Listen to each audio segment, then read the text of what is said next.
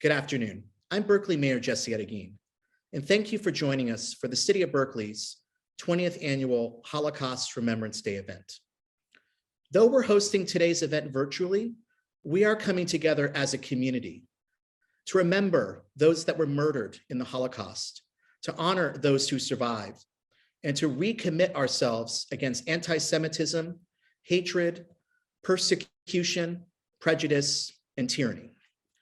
As the painful events of the Holocaust move further away in time, it's more important than ever to remember and to tell the stories so that they are not forgotten. And this event provides an important platform for our community. I want to thank former Councilmember Chris Worthington for starting this tradition 20 years ago, and also thank Councilmembers Susan WENGRAF and Sophie Hahn for continuing this important work. And today's event happens during a very difficult time in our world.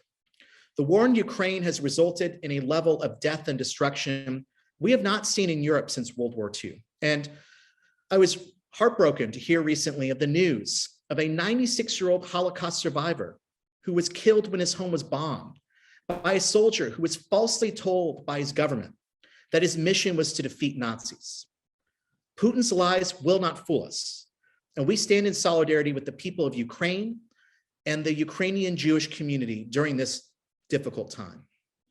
But we also know that we've seen other challenges, including a rise in hate crimes, not only nationally, but here in the Bay Area. We all remember the horrific mass shooting in 2018 at the Tree of Life Synagogue in Pittsburgh, Pennsylvania. And more recently, a rise in anti-Semitic hate crimes, including here in Berkeley. We learned recently of an incident involving hateful anti-Semitic flyers being delivered to hundreds of homes in the Berkeley Hills. All the while, Holocaust denialism is on the rise. So unless we acknowledge the painful history of the Holocaust and the ongoing threats of hate and genocide worldwide, we cannot prevent these tragedies from happening in the future. So in 2022, the words "never again" have never been so important. Whether it's the war in Ukraine or the rise in hate crimes in recent years, attacks against the Jewish community must never be tolerated. And we have an obligation to say never forget and say never again. But with younger people less likely to know the full story of the Holocaust, it's up to us to educate and to pass on the stories of survivors to the next generation. Berkeley will continue to be a sanctuary for all, and we must continue to advocate for the human rights of all people, no matter their background, race, or religion. So today we remember the past, no matter how difficult it is, to ensure that we will have a brighter future tomorrow. And the Berkeley community will always be with you. Thank you for joining us this afternoon.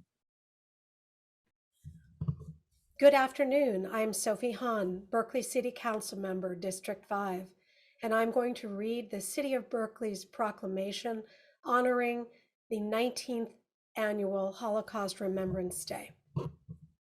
Whereas the Holocaust was the state-sponsored systematic genocide of more than 6 million European Jews by Nazi Germany and its collaborators between 1933 and 1945. And whereas the Holocaust was a crime of shocking inhumanity, targeting for persecution and death, Jews and also Roma and Sinti people, people with mental illness and physical disabilities, homosexuals, Slavs, Poles, and members of anti-Nazi networks from throughout Europe. And whereas this year's guiding Holocaust remembrance theme of memory, dignity, and justice emphasizes the importance of recording history and the act of remembering, which brings dignity and justice to those whom the perpetrators of the Holocaust intended to destroy. And whereas false information on the Holocaust continues to deny and trivialize the truth of what took place during the Nazi regime. And for the benefit of past, present, and future generations, we must never forget the appalling crimes of the Holocaust. And whereas the purpose of Berkeley's Holocaust Remembrance Day is to join together as a community to remember the Holocaust, honoring survivors who chose to rebuild their lives in Berkeley and the Bay Area, and to reflect on the need to respect all people. Now, therefore, be it resolved that Mayor Jesse ARREGUIN does hereby proclaim April 28, 2022 as Holocaust Remembrance Day in the city of Berkeley, in memory of those who perished and in honor of the survivors, as well as the rescuers and liberators. Be it further proclaimed that the city of Berkeley is committed to never forgetting the events of the Holocaust and to working actively to combat anti-Semitism, racism, bigotry, and hatred in all forms, and to the promotion of human rights and dignity for all.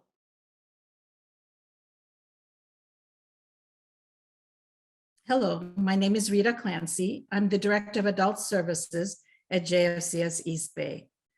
I invite all Holocaust survivors in attendance to light a candle in the memory of their loved ones. With this ceremony, we remember all those who were murdered in the Holocaust by the Nazis and their collaborators, forever shattering families and robbing our world of their immeasurable human potential. With this ceremony, we also recommit our fight against prejudice and hatred in the world today.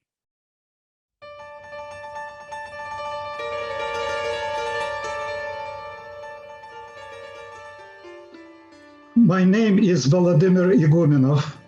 I was born in Sukhumi. I'm lighting this candle in memory of my grandparents, my grandfather, Leiba Biederman, my grandmother, Shifra Biederman, and my uncle, Abram Biederman, with his family, daughter and wife. My name is Beatrice Bergerman. I was born in Berlin, Germany, and left Germany in 1940 to immigrate to Shanghai, China, because of the war. And this is in memory of my grandfather, Julius Leiser. My name is Zhana Zak. I was born in Chelyabinsk. I am lighting this candle in memory of my mother's and father's relatives. Okay, my name is Marika Somogyi. I was born in Budapest, Hungary. And I would like to light this candle for my grandmother, Steiner Janka. Her married name was Rado Morné. And Steiner Richard, Steiner Mariska, Steiner Árpád, Königsberg Jussi, Königsberg Kata, Szívesdi László.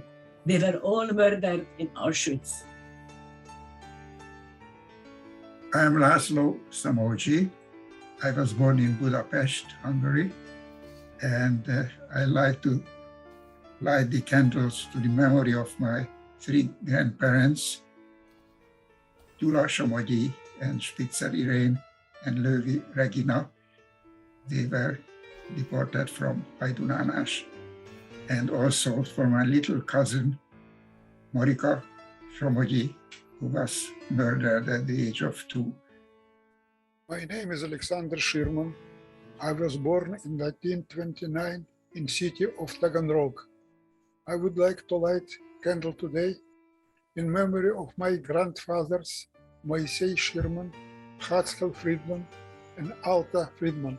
My father, Eliezer Shirman, my late wife, fathers,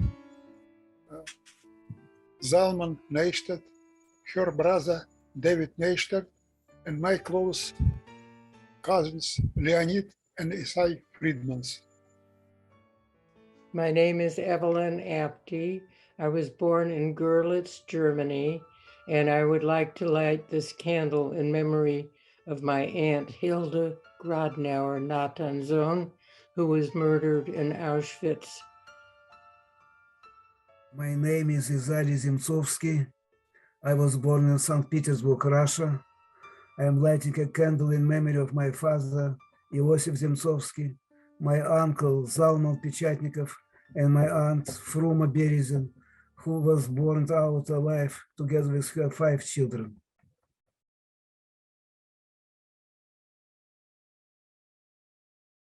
My name is Heather Klein, and this is my accompanist, Jason Monlapaz, and we're so happy to be with you today.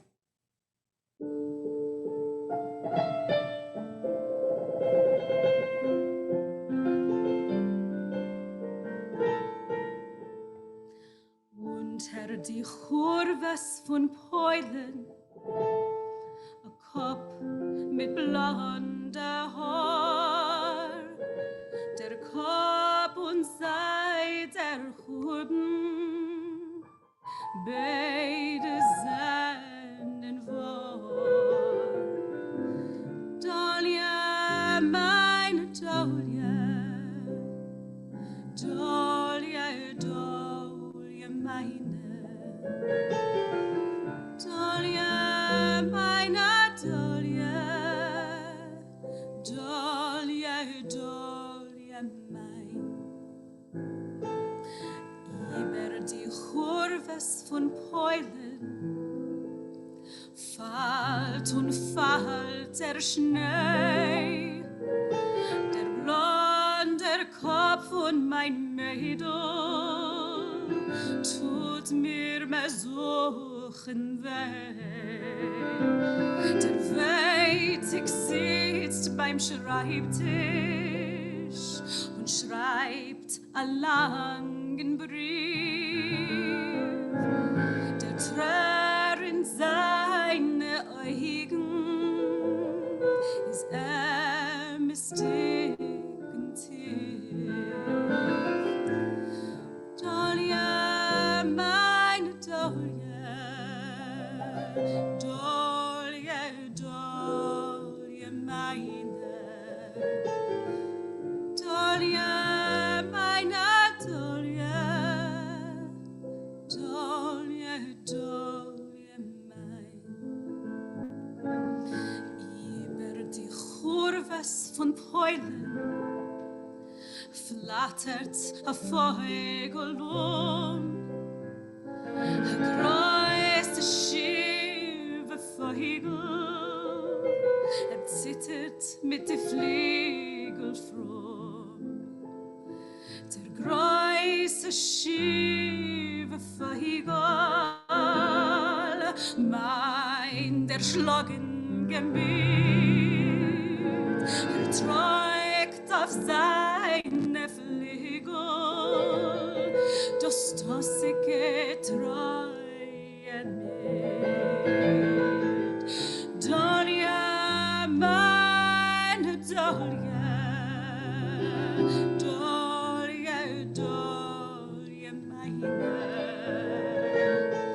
Dahlia, meine Dahlia, Dahlia, Dahlia, meine.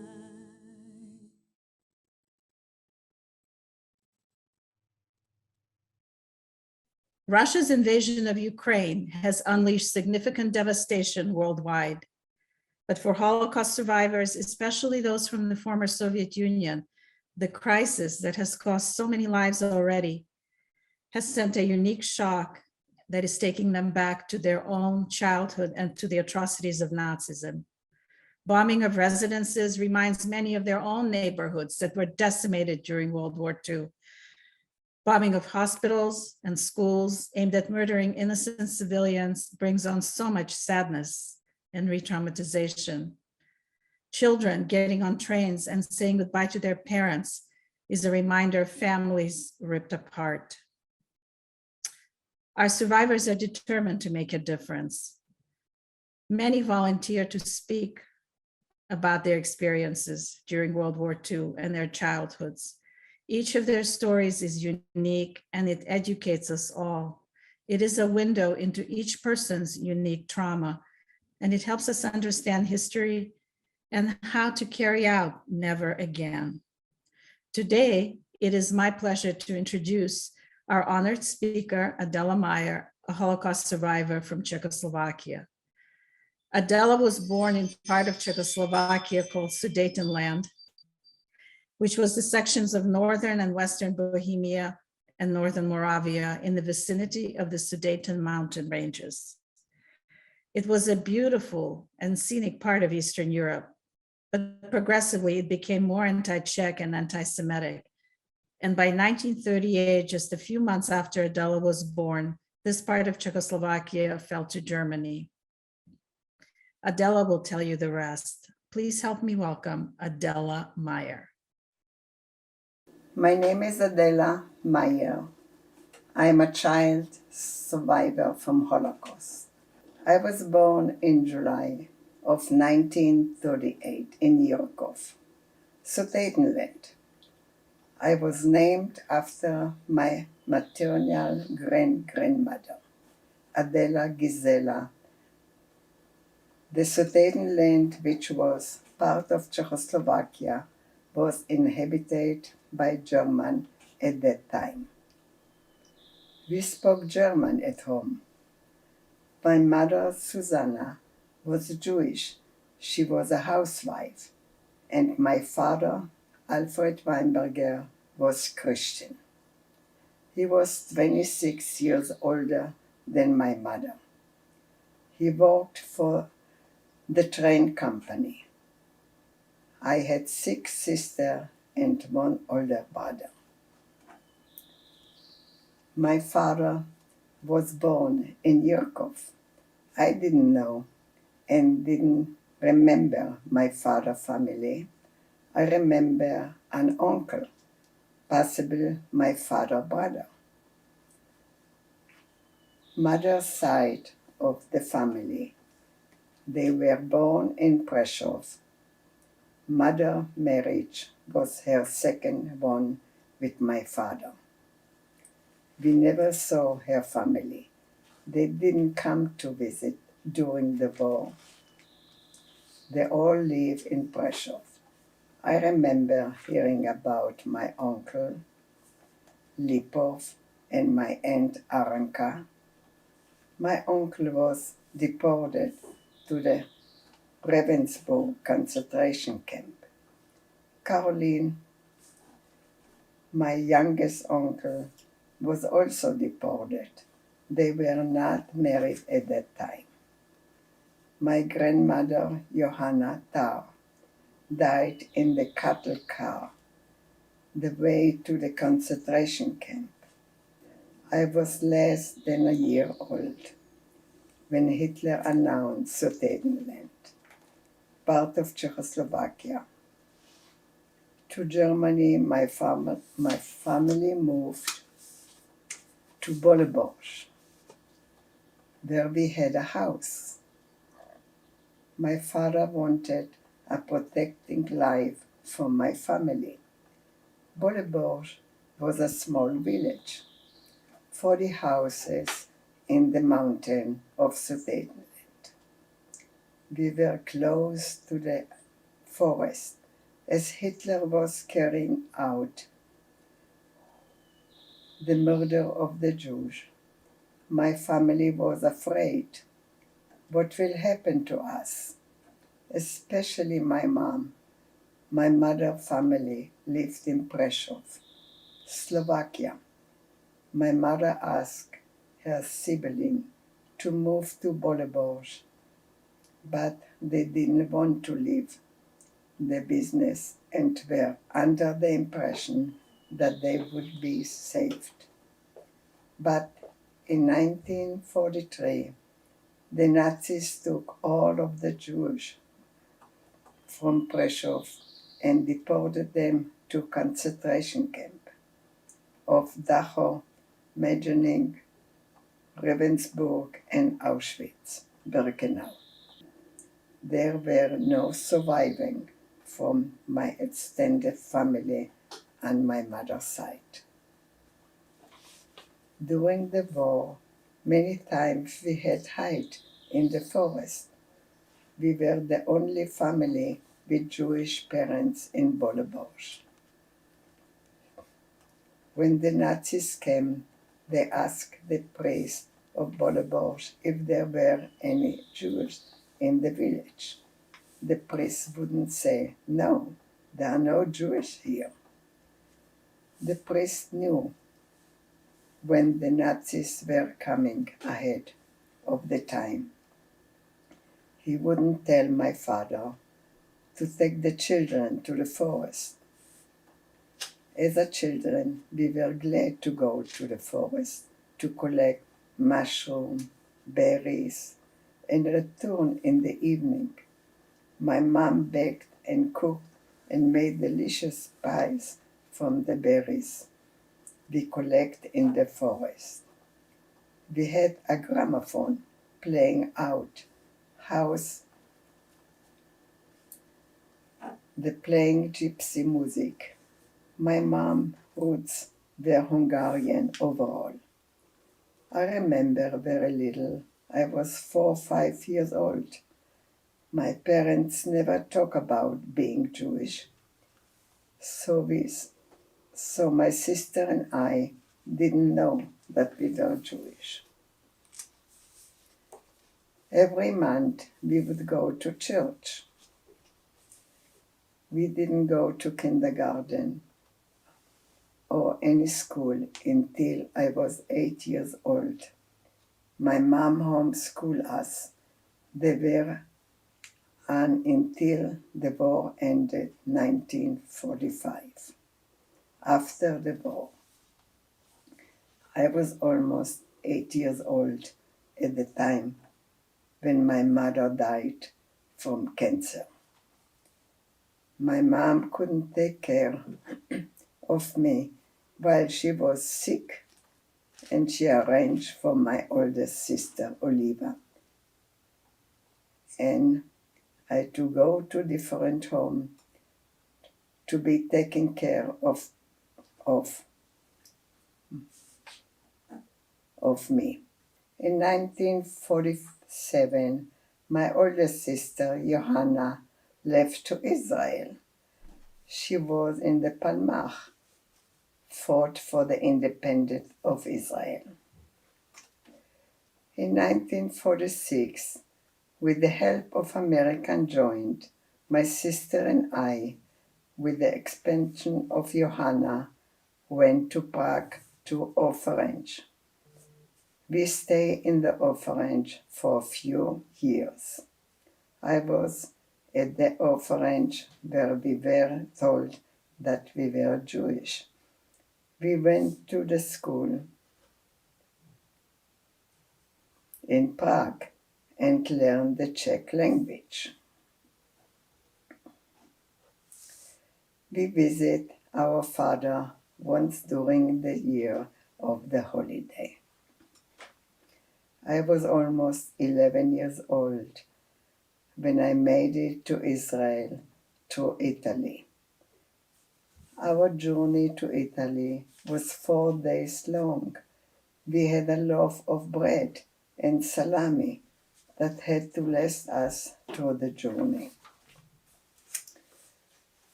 I celebrate my 11th birthday in the kibbutz. All the sisters were separate in different kibbutzim. My father visited us in Israel, eventually moved there. We stayed in Israel for 27 years. I got married in 1957, 18 years old. I had 3 children. The oldest son is a medical doctor. The middle son is molecular biology degree from UC Berkeley. My daughter is an ER nurse. In 1986, We came to US. My husband was wounded in the Six-Day War. We stay in San Francisco, where my sister was. 15 years ago, my family and I went to Prešov. We met my brother. We found the house where my mother grew up. It were very sad for me. The house was destroyed in the war, and another family built the house then. Across the street was a store that used to be a jewelry store in my mother's family. The jewelry business was gone. We visited the synagogue in Prešov. We found the book of Jewish people who didn't survive the Holocaust. We found my uncle's name. Then we visited the house in Boloborz. It seemed so small. When I grew up, I thought the house was so big. Why to tell the story? Seeing the displaced refugees in today's war in Ukraine, especially the children, gives me that unnecessary feeling that I had when I had to leave and we were displaced. Our family was ripped apart. We had to be an orphanage. The future felt uncertain. I tell my story to give the children hope for the future. I also tell my story to remember my extended family, uncle, aunt, and my grandmother, and all the millions who were murdered in the Holocaust, and leave the legacy for the generation to come. To understand and never forget the dark chapter of history and how they recognize the sign of evil. Several years ago, when I worked at the immigrant department at the San Francisco JCC, I met a man named Michael, who was a child survivor of the Shoah.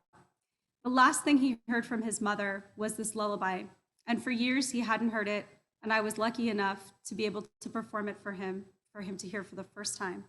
And I'd like to sing it for you today.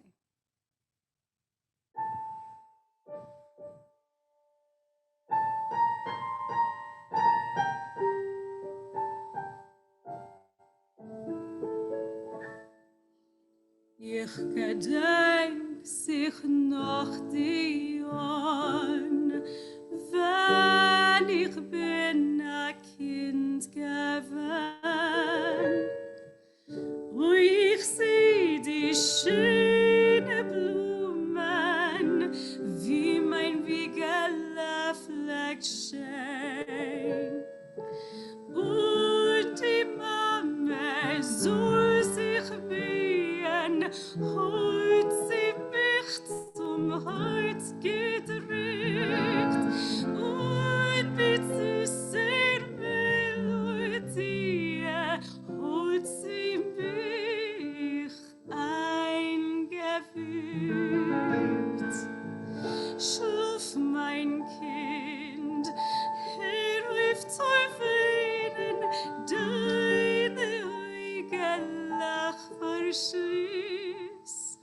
Und als die Wässer überfallen, wirst du sein, wie die Welt sie siehst.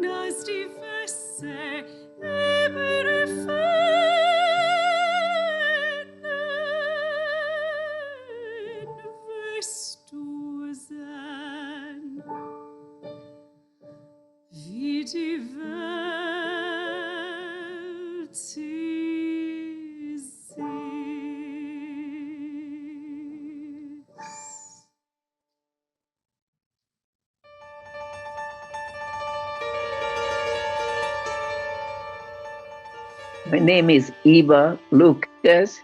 I was born in Budapest, Hungary. I would like to light the candle in memory of my father, Gyula Robert, and my uncle, Ernő Robert.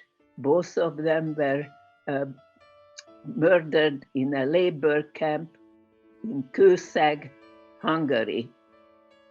Thank you. My name is Sam Gishwaliner. I was born in city Dnipropetrovsk, Ukraine. I want to light candle in memory of my father, Alexander Gishwaliner's family. His mother, his sister, and his 3 children, 14, 12, and 9 years.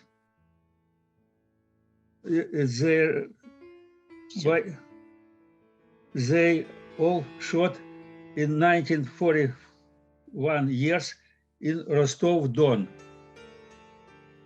My name is Andrew Beretvas. I was born in Budapest, Hungary, 2 weeks after the German invasion in 1944. I would like to light this candle in memory of my father, Hugo Beretvas. Used to be Hugo Steiner. My name is Asa Trubova. I was born in Kiev. I am lighting the candle in memory of my father-in-law, Israel Trubov. Okay, I want to light this candle for my father, Richard Solomon, who was killed in Auschwitz, and my grandmother, Mariana Solomon, who committed suicide before she was deported.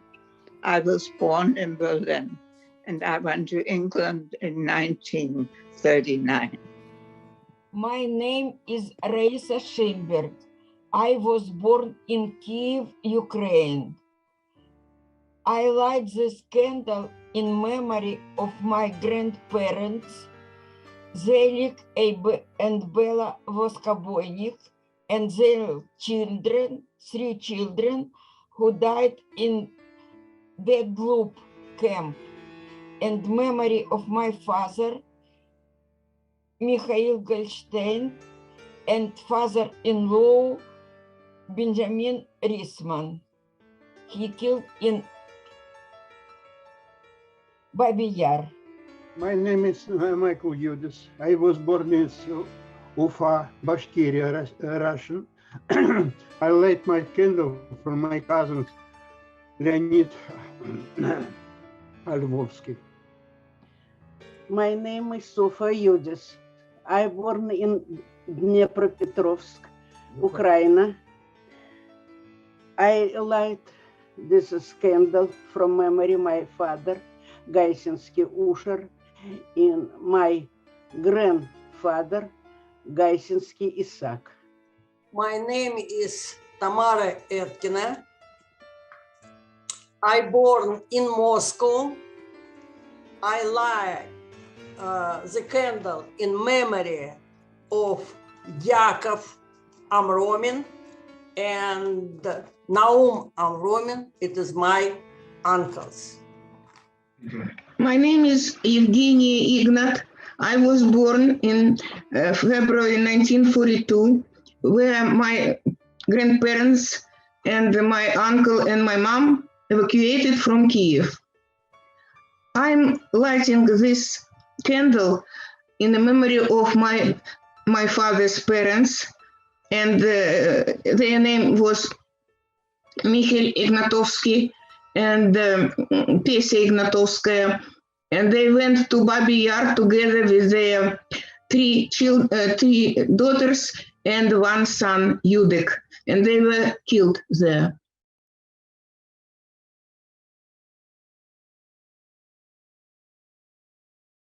Hi, my name is Peter Dale Scott. I'm a poet, former professor at the University of California, and I knew Czesław Miłosz, the Polish poet who won the Nobel Prize for Literature.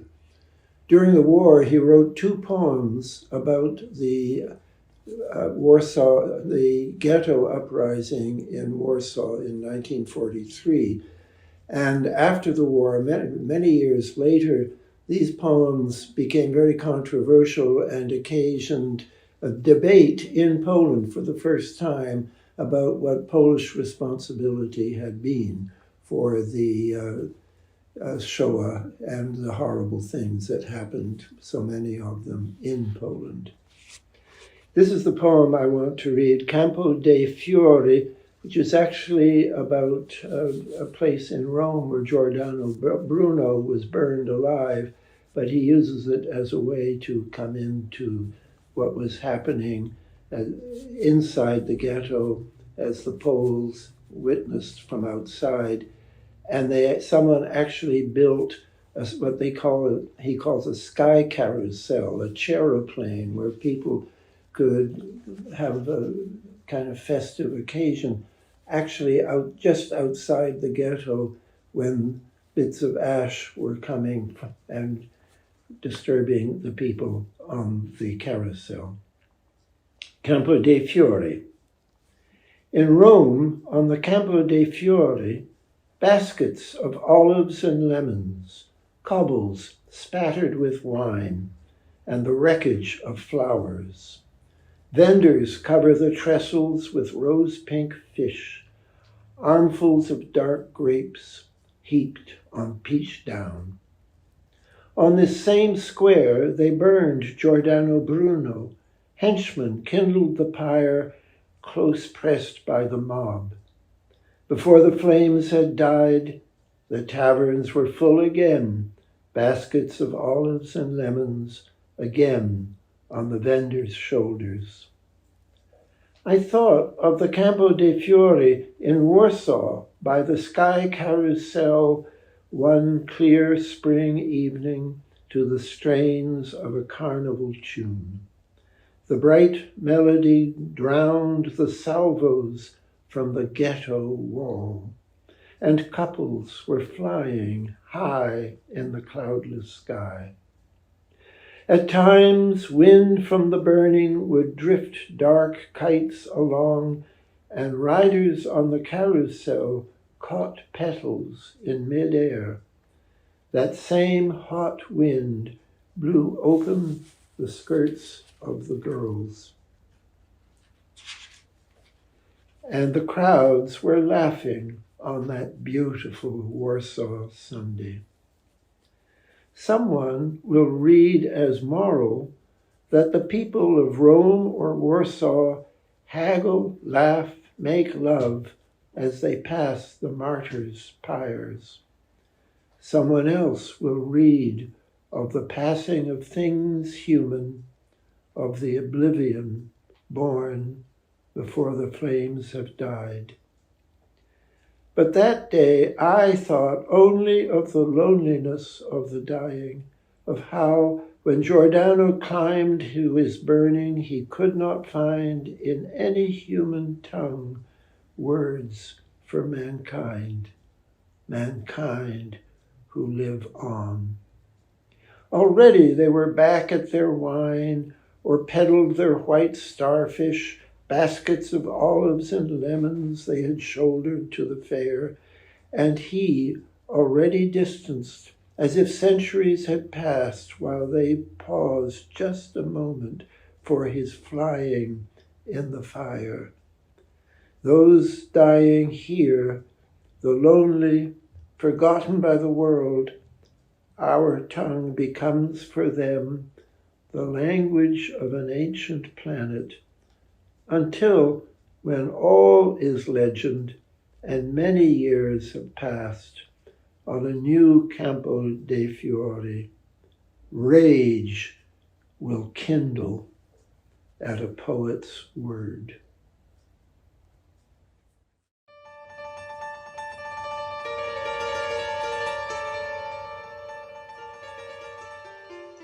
I'm Dina Moshkovich. I am born in Khmelnytsky town, Ukraine. I'm lighting this candle in memory of two little kids of our neighbors, Gil and Manya Weissman.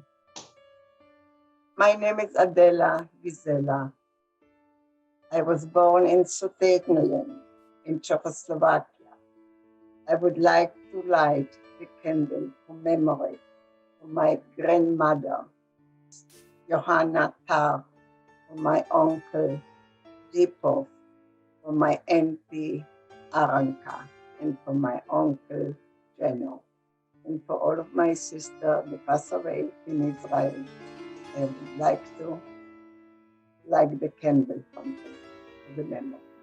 My name is Gennady Mikityansky. I was born in Kharkov, Ukraine. I am lighting this candle in memory of Leiba Mikityansky and my grandfather, Khadorovsky. My name is Ben Stern. I was born in September 21, 1921 in Warsaw, Poland. One brother went to Palestine in 1935, and he the only one who survived. The rest all perished. My name is Edith Hein, and I was born in Amsterdam, the Netherlands. And I remember my parents, and there were 24 people of my family murdered by the Nazis. Her name is Tsilia Abstin. She was born in Minsk, Belarus. Yes. She is lighting her candle in memory of many relatives who died in Minsk ghetto. My name is Rita Greenwald Clancy. I was born in Uzhhorod, Ukraine. Today, I would like to light a candle in memory of my aunt, Margit Grunwald, and my little cousins, Bobby and Ava Grunwald, who were murdered in Auschwitz-Birkenau.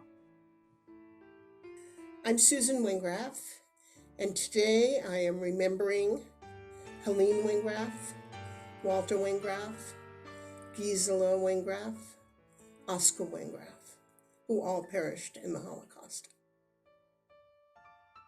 My name is Dina Bookstein, and I'm remembering the extended members of my mother's family in Minkovsky or Minkovitz in the Ukraine. The family's name was Margulies, and her several uncles and their families perished in the Shoah. My name is Judith Pearl. Okay. And I'm remembering my mother, my father, my husband, and my brother, everybody.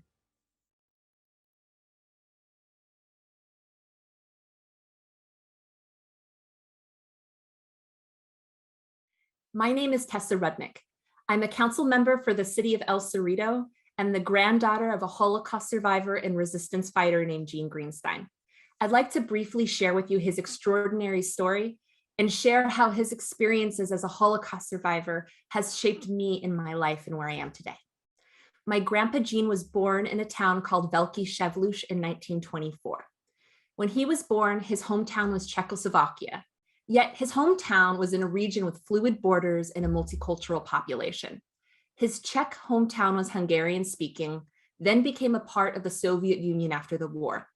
After the fall of the Soviet Union, his hometown became a part of Western Ukraine.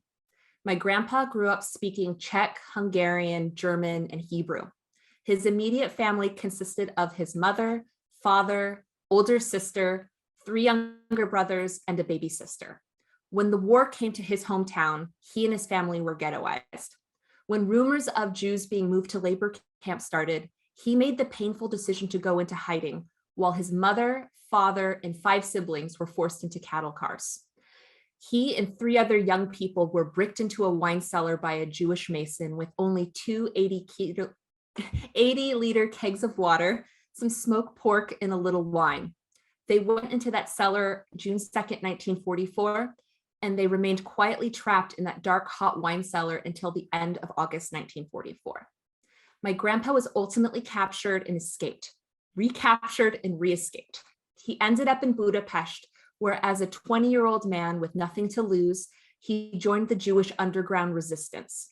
He used someone else's German birth certificate and approached the local Nazi party, claiming to be a German national, and was recruited and spent the last few months of the war pretending to be a German Nazi while working with the underground resistance. He brought hundreds of Jews to the Glass House, which was a former glass factory under the protection of the Swiss embassy during the war. He used his multilingual skills to be an interpreter for multiple ambassadors and embassies in order to provide diplomatic protection to the remaining Jews in Budapest. He used his language skills to roughly interpret in Italian and Spanish. In the last few days of the war, as the Soviets overtook Budapest, he himself went into the Glass House for refuge. When the war was over, he learned that his mother, father, 3 younger brothers, and baby sister were all murdered in the gas chambers of Auschwitz the day they arrived. His older sister survived in multiple camps, and today she's 99 years old. My grandpa carried the scars of the experience of losing his family for his entire life. Survivor's guilt was real, and he never stopped longing for his family. Only in his last 3 decades of life did he feel ready to share his story. Once he started sharing his story, he never stopped. He traveled around the world sharing his experiences, and in 2018, he passed away at the age of 93. There was never a moment where I was sat down and told my grandpa's story in full. It was something that I've always known and something that for me was normalized. Also in the 90s, people talked about the Holocaust a lot more. There was Schindler's List, which at the time was a collective cultural experience for Americans of all backgrounds to deeper understand the horrors which had happened in the global North only decades before. When Steven Spielberg accepted his Oscar for Best Picture, he said that there were only 350,000 survivors left, and we cannot let the Holocaust become a footnote in history. That was 28 years ago, and I worry with so few survivors left, we are at risk of making the Holocaust a footnote. I had 33 years of a close relationship with my grandfather, and only since he passed can I fully understand the depths in which he looked at me. In me, he saw his mother's face. He saw me as a link to his past and to the family that he so yearned for. He was able to meet his great-granddaughter, and in his last few days of life, she sweetly sang to him Sunrise, Sunset in her 2-year-old voice. I could go on and on about my grandpa because he was my hero. He is the reason I have such a deep passion for public service and social justice. If there is a lesson that I learned from him, it's that we cannot take political stability for granted. We live in incredibly polarizing times where misinformation and disinformation has become normalized in civil society. We know what happens when we scapegoat the other. Don't let the lessons of the Holocaust become a footnote. This is real. Political stability is never certain. Civil society must function in a way where we can build trust and transparency. We must learn from history. We must trust experts, and we cannot lead with hate, and we cannot and should not trust those who do. Hello, we are students from the Jewish Community Center of the East Bay Club J After School Program. Together we are lighting this candle today in honor of the more than 1 million children who were lost in the Holocaust.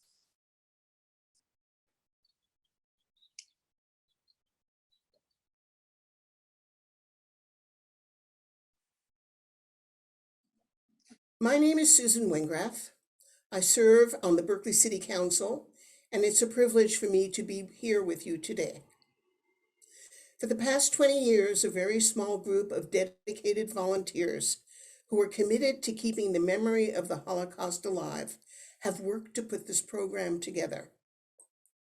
Along the way, the City of Berkeley became an official sponsor, and together with the generosity of the entire Berkeley City Council and the Lubitsky Family Foundation, we have been able to continue to produce the Holocaust Remembrance Day program.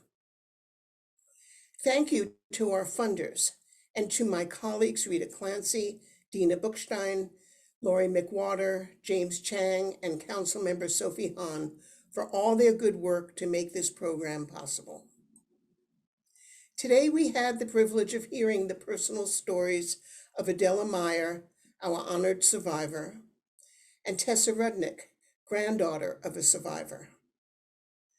Stories of extraordinary inner strength, courage, and a fierce will to survive. These are the stories that teach us that what individuals do can make a difference. Now we are living in challenging times. Our humanity and resilience are being tested. 2 years of the pandemic has taken a toll, and now, as we witness the Russian invasion of Ukraine, our hearts ache at the destruction and suffering and displacement of the Ukrainians. Some of them are friends and family. And once again, we see history repeating itself as a democracy is at great risk of collapsing under the brutal force of tyranny. But the Ukrainian people also offer us a view into the bravery and courage of the human spirit. Like many during the Holocaust, they are not staying neutral or silent. They are fighting. They are risking their lives for future generations and for their country and for the ideals of democracy. And to me, they are an inspiration. Here in the USA, we are not completely safe. I'm reminded that the ideas that led up to the Holocaust are still very alive. Intolerance and bigotry is being legitimized and normalized with legislation in states like Florida, Georgia, and Idaho. Anti-Semitic acts are rising. Hate crimes have more than tripled right here in Berkeley in the last year. And we have had men marching through our streets with swastikas. And just a few weeks ago, we had anti-Semitic flyers distributed to residents' doorsteps. We see intolerance to differences being fueled and emboldened by social media. The toxic atmosphere created by targeting and vilifying and stereotyping various groups, Asians, Muslims, Jews, and our LGBTQ communities, it's threatening the very foundation and fundamental values of our democracy, right here at home. So today we gather together to honor those who we lost in the Holocaust and those who survived, and to recommit to saying, never again. If memory of these unspeakable events has meaning, it is to remind us to reject indifference to the struggles and sufferings of others. And let's find both comfort and strength in being together today as we promise ourselves and each other to remain vigilant and to take action against forces that try to dehumanize any of us. During these difficult days, the words of Martin Luther King offer me comfort. Darkness cannot drive out darkness. Only light can do that. Hate cannot drive out hate. Only love can do that. Thank you for joining us today.